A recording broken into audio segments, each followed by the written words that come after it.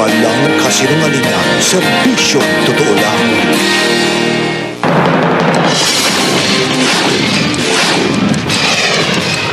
Isa pa ang dating AFP Controller na si Lieutenant General Jacinto Ligot. Nagisa dahil sa mga bahay sa Amerika na binili ng kanyang misis. Hindi ho ba kayo nagtanong sa asawa nyo? Oh, honey, bakit ka bumili ng bahay sa Amerika na hindi ko alam? Natanong ko po yan sa kanya. Oh, yun naman. Oh, di aware ka pala. Bukod sa umano'y pasalubong at pabaon sa mga hepe ng AFP at mga misis ng ilang general, pati mambabatas, may pakimkim din daw.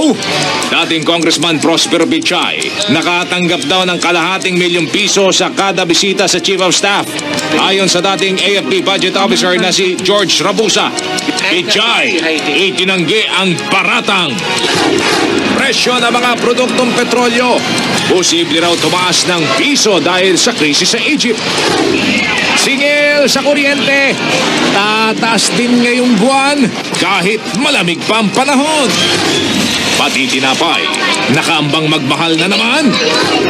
Fare hike sa MRT at LRT, posibleng hindi muna matuloy sa March 1. Police Director Roberto Rosales, di nabigil ang galit sa reporter na naglabas ng ulat na nagdadawit sa kanya sa karnaping. I tell you, categorically you destroyed me. There is a report that exists.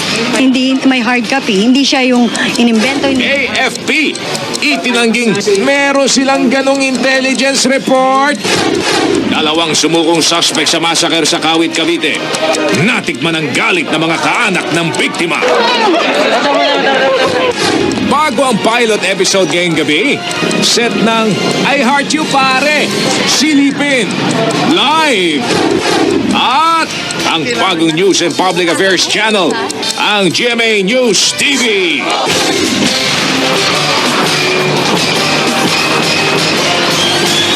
Mula sa GMA Network Center, narito si Mike Enriquez. Ito ang 24 oras.